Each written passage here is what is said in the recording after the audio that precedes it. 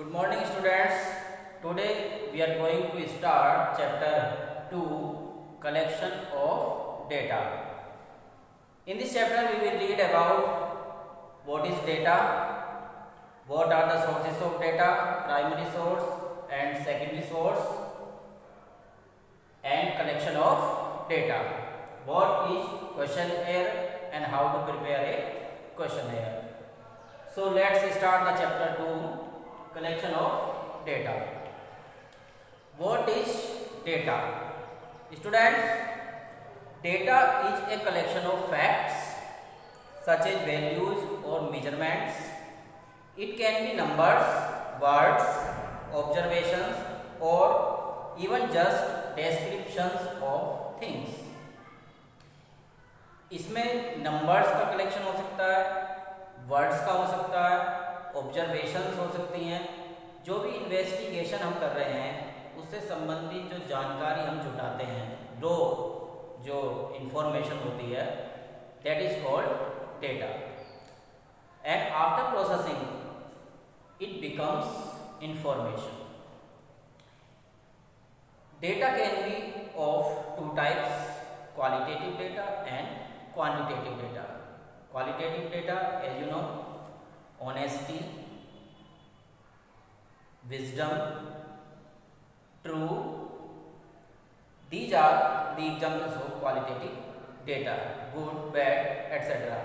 And quantitative data means the data which can be measured in numbers, in numerical form, like the height of the students in class 11th, the weight of the workers in any factory. So now we will read about sources of data. Number first is primary source. Primary source, it refers to collection of data direct from its source of origin. सबसे पहले जो investigator data collect कर रहा है origin, starting से, that is called primary source. The numerator, that is a person who collects the data. Numerator कौन होता है? जो डाटा कलेक्ट करता है, उस पर्सन को हम बोलते हैं numerator. Can collect it by conducting an inquiry और एन इन्वेस्टिगेशन। सो न्यूमरेटर जो डाटा कलेक्ट करता है पहली बार, ओरिजिन जो सोर्स होता है, that is called primary data. And number 2 is secondary source. Secondary source, जो प्राइमरी सोर्स से डाटा हमने पहले कलेक्ट कर लिया है, अब suppose we don't have so much time, या फिर हमारा जो इन्वेस्टिगेशन एरिया बहुत लार्ज है, तब हम क्या करते हैं, प्राइमरी सोर्स का जो डाटा हमने कलेक्ट किया था उसी को हम यूज कर लेते हैं अपनी स्टडी में। किसी मैगजीन में मान लीजिए वो पब्लिश हुआ है डेटा, गवर्नमेंट ने पब्लिश किया है, तो उसको हम एज इट इज यूज कर लेते हैं अपनी स्टडी में। That is called secondary source of data. It refers to collection of data by some agency which already collected the data. जिस एजेंसी ने पहले से ही डाटा कलेक्ट कर लिया है उसको अगर हम अपनी स्टडी में यूज कर रहे हैं। एंड प्रोसेस्ड द डेटा दस collected is called secondary data. इस प्रकार कलेक्ट किए गए डाटा को क्या कहते हैं? Secondary data. जो प्राइमरी डेटा की प्रोसेसिंग करने के बाद हमने अपनी स्टडी में यूज किया है। Secondary data can be obtained either from publish source such as government reports. Government की जो रिपोर्ट्स पब्लिश होती हैं उसको हम यूज कर सकते हैं। Documents, newspapers, books written by economist. So we can differentiate between primary data and secondary data on the basis of originality, time and cost. Originality, origin, time and cost. Next is precaution source. Precautions source. Primary data का जो origin होता है वो क्या होता है? First time इसको हम नहीं यूज करते हैं, इन्वेस्टिगेट करते हैं न्यूमरेटर, तो इसलिए प्राइमरी डाटा होता है original data, and secondary data is not original. Primary data is original and secondary data is not original. Time and cost. In primary data we have to consume more time and expenses are also more in comparison to secondary data, क्योंकि secondary data तो पहले से ही available है. we have to only use that data in our study. Precautions. Primary data में कोई precaution की आवश्यकता नहीं है. there is no need of precaution because this is original data we are investigating first time. But we need a lot of precautions in secondary data because we don't know the agency which collected already the data, what was the motive or purpose of that agency, and now what is the purpose of our study. So we cannot use that data by closing our eyes. We have to be very careful why we are using primary data in our study. Source. They are collected by some agency. इसको primary data कोई agency collect करती है, और person by using the method of data collection. Data collection का method use करते हुए इसको collect किया जाता है. एंड सेकेंडरी डाटा का सोर्स क्या है? They are already collected and process by some person. वो पहले से ही कलेक्ट होते हैं, बस हमें उसको क्या है यूज करना है. Next topic is collection of data. Collection of data. Usually data are collected through asking questions. Question पूछने से डाटा कलेक्ट किया जाता है सामान्य रूप से. by conducting survey. सर्वे किए जाते हैं door to door. the purpose of survey is to collect data. it is method of gathering information from individuals. Individual से इंफॉर्मेशन कलेक्ट करने का तरीका है collection of data. Door to door जाकर survey किए जाते हैं, लोगों से क्वेश्चंस पूछे जाते हैं. आजकल जो कंपनीज हैं वो सर्वे कराती हैं कि हमारा प्रोडक्ट आपको कैसा लगा, फीडबैक लेते हैं. So this is also called data collection. क्योंकि पहले क्या होता था, पहले प्रोडक्ट बनाते थे, बाद में उसको सेल करते थे. अभी क्या है, कंज्यूमर से पहले पूछा जाता है कि कैसा प्रोडक्ट वो चाहते हैं, what features they want, and accordingly company use and manufacture their product. So question पूछे जाते हैं डाटा कलेक्शन में, हमने ये पढ़ा. तो क्वेश्चन जो पूछे जाते हैं, तो वो जो पेपर होता है जिसमें सारे क्वेश्चन हम लिख कर ले जाते हैं जब डाटा कलेक्ट करने जाते हैं, that is called questionnaire. The number of questions which are written, which we have to ask the individuals about our investigation, these number of questions are called questionnaire. So first of all we have to make a questionnaire to investigate. So questionnaire is the most common instrument used in surveys. It is either self-administered by the researcher or trend investigator. जो trend investigator है वो इसको बनाते हैं. क्वेश्चनएयर में questions कैसे होने चाहिए? It should not be too long. ज़्यादा लंबे क्वेश्चन नहीं होने चाहिए, शॉर्ट क्वेश्चन होने चाहिए. The number of questions should be minimum. कम से कम क्वेश्चन होने चाहिए, और क्वेश्चन ऐसे हों कि उनका आंसर वो क्लियर दे दें. डबल मीनिंग वाले क्वेश्चन नहीं होने चाहिए. Series of question should move from general to specific. पहले साधारण क्वेश्चन होना चाहिए, जनरल, उसके बाद स्पेसिफिक. सपोज 10+2 के स्टूडेंट्स का हमें पॉकेट अलाउंस के बारे में डाटा कलेक्ट करना है, तो मंथली इनकम और एक्सपेंडिचर का डाटा हम कलेक्ट कर रहे हैं उनका. तो शुरू में स्टार्टिंग में हम कैसे क्वेश्चन उनसे पूछेंगे? तो what is the name of student, what is the age of the student, in which class he read, what is the stream of that education, he is studying arts, commerce और science, name of the school, college. तो इस तरह से पहले हम general question पूछेंगे. Father's name, father's occupation. After that we will ask monthly expenditure of the student, कि monthly expenditure क्या है तुम्हारा. मंथली पॉकेट मनी कितनी मिलती है। तो पहले साधारण क्वेश्चन पूछेंगे, उसके बाद specific. Next is the question should not use double negatives like wouldn't you और don't you etcetera. The question should not indicate alternative answer. Alternative answer वाले क्वेश्चन नहीं होने चाहिए, सिंपल क्वेश्चन होने चाहिए जिनका सीधा सीधा आंसर जो रेस्पोंडेंट है वो दे सके।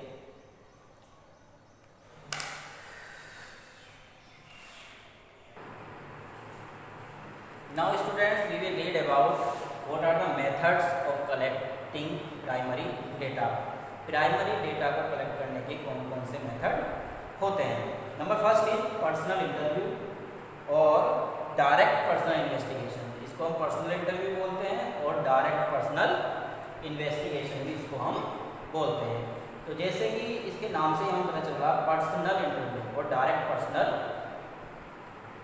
इन्वेस्टिगेशन। तो इस मेथड में क्या होता है, डोर टू डोर जाकर एक एक इंडिविजुअल से क्वेश्चन पूछे जाते हैं।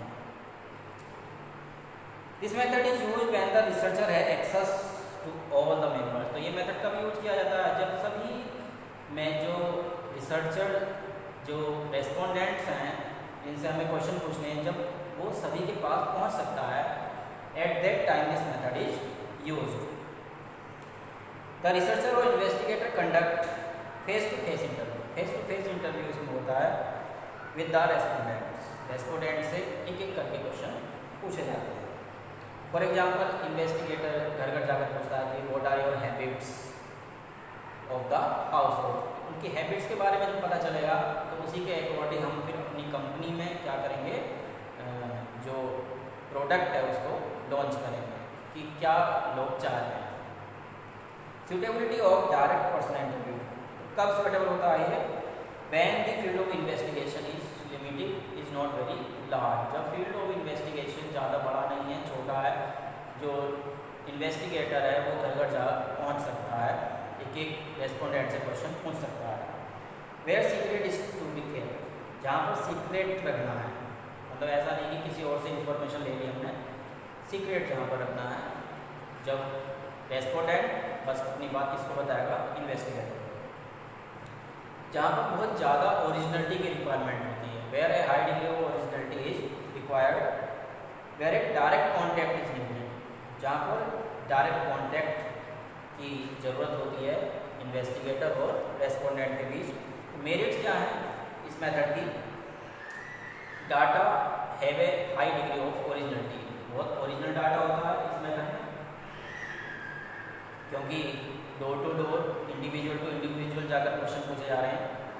डाटा आर फेयरली एक्यूरेट, तो डाटा एक्यूरेट होता है, एक्यूरेसी में बहुत ज़्यादा होती है। Number third, comparative study is possible, comparison भी हम कर सकते हैं कि मैन जो होते हैं उनको क्या पसंद है एंड वीमेन क्या पसंद करती हैं, और जो चिल्ड्रन है उनको क्या पसंद है, और कोई अनएम्प्लॉयड है तो उसकी क्या प्रॉब्लम, क्यों अनएम्प्लॉयड है, पॉवर्टी है तो कौन कौन से लोग, किस किस मोहल्ले में ज़्यादा लोग गरीब हैं, कहाँ ज़्यादा अमीर हैं, उनकी मंथली इनकम क्या है। तो इस तरह से कंपैरिजन भी हम कर सकते हैं। This method is fairly elastic, means अगर बीच में इंफॉर्मेशन कलेक्ट करते समय कोई नया क्वेश्चन उसके माइंड में आ जाता है तो वो उसमें वहाँ पर ऐड कर सकता है, क्योंकि इंफॉर्मेशन देने वाला भी वही है और क्वेश्चन पूछने वाला भी वही है। तो ये मेथड क्या है, इलास्टिक है, इसमें चेंज हो सकता है। ऐसा नहीं कि एक बार क्वेश्चन या तो बना ली उसको वही पूछेंगे, नहीं, अगर कोई नया क्वेश्चन हमारे माइंड में आ रहा है टाइम के अकॉर्डिंग तो हम उसको भी पूछ सकते हैं। नंबर 2 इज मेलिंग क्वेश्चन है। मेलिंग जैसे कि हम जाते हैं ईमेल के थ्रू, बाय पोस्ट जो क्वेश्चन एयर भेजा जाता है, that is called mailing method. तो इसमें क्या होते हैं, एक क्वेश्चन एयर बनाते हैं और उसको हम रेस्पोंडेंट के घर बाय पोस्ट या बाय ईमेल उसको भेज देते हैं और रेस्पोंडेंट फिर उसका आंसर हमें लिखकर भेज देता है। तो ये मेथड क्या है, तो इसमें टाइम बच जाता क्योंकि घर घर जाने की जरूरत नहीं होती। Yes, the questionnaire is send to each individual by mail in this method with a request to complete that questionnaire. तो ये इन्वेस्टिगेशन का जो मेथड है कब सुटेबल होता है, when where the informants are educated, जब informants educated है तभी ये मेथड सुटेबल होगा। अगर पढ़े लिखे नहीं होंगे तो क्या होगा, वो आंसर ही नहीं लिख पाएंगे, क्वेश्चन ही नहीं समझ पाएंगे। Where information is regular supply, जब रेगुलर सप्लाई की जा रही है, रेगुलर उनके आंसर हमें मिल रहे हैं। Where the area of inquiry is wide, जब एरिया ऑफ इंक्वायरी वाइड होता है, बड़ा होता है, तो उस समय ये मेथड सूटेबल होता है। मेरिट्स क्या है इस मेथड की, this method is less expensive, इसमें खर्चा कम आता है, टाइम कम लगता है। Number 2, allow the researchers to have access to people in remote areas also, जो दूर के क्षेत्र हैं, रिमोट एरियाज हैं, वहाँ पर भी जो रिसर्चर है वो पहुँच सकता है बाय यूजिंग मेलिंग मेथड। जहाँ पर मान लीजिए वो डायरेक्ट नहीं जा सकता, लेकिन ईमेल जा सकता है, वहाँ पर पोस्ट वहाँ पर जा सकती है। Yes, does not allow the influencing of the respondents by the interview, इसमें बायसनेस नहीं होती, क्योंकि इन्वेस्टिगेटर जब पर्सनल इंटरव्यू में तो क्या है, अपने अकॉर्डिंग आंसर लिख सकता है, रेस्पोंडेंट को प्रभावित कर सकता है, उसको इन्फ्लुएंस कर सकता है, उस पर प्रेशर डाल सकता है कि इसका आंसर इस तरह से दें। लेकिन इस मेथड में क्या है, कोई इन्फ्लुएंस नहीं कर सकता, वो जो क्वेश्चन भेज दिए उनका आंसर उसको सीधे सीधे लिखना होता है।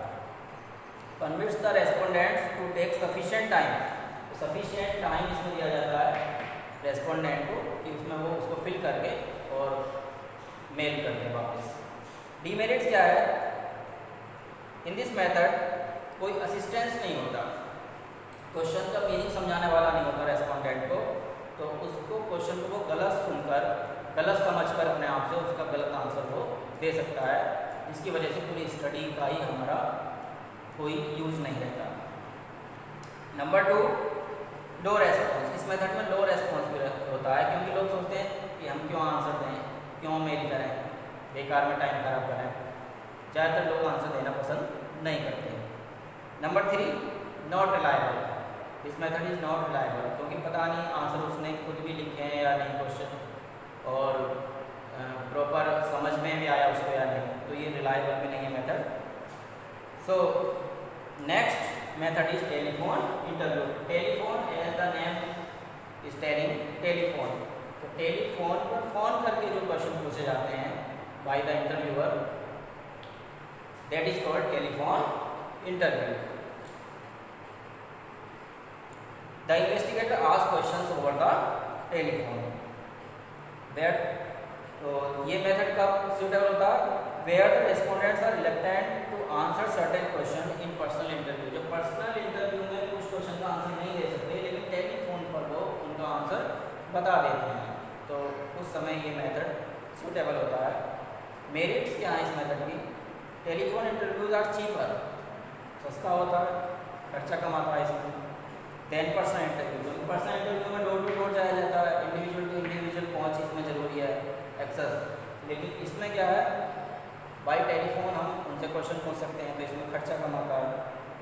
Greater possibility of reaching the customers all over the geography, तो पूरे वर्ल्ड में बहुत ज़्यादा पॉसिबिलिटी होती है, दूर दूर हम पहुंच सकते हैं। हमारे पास भी हमने देखा होगा, बड़ी बड़ी कंपनियों के फ़ोन आ जाते हैं, कभी कभी इंडिया के बाहर से फ़ोन आ जाते हैं। या डीमेरिट्स ऑफ टेलीफोन इंटरव्यू, इसकी डीमेरिट्स क्या हैं, इम्पॉसिबल टू एम्प्लो विजुअल एड, इसमें विजुअल एड मतलब दिखाई नहीं देता जब हम क्वेश्चन पूछते हैं, तो हमें ये नहीं पता पड़ता कि कौन क्वेश्चन पूछ रहा है, हम उसको जानते भी या नहीं।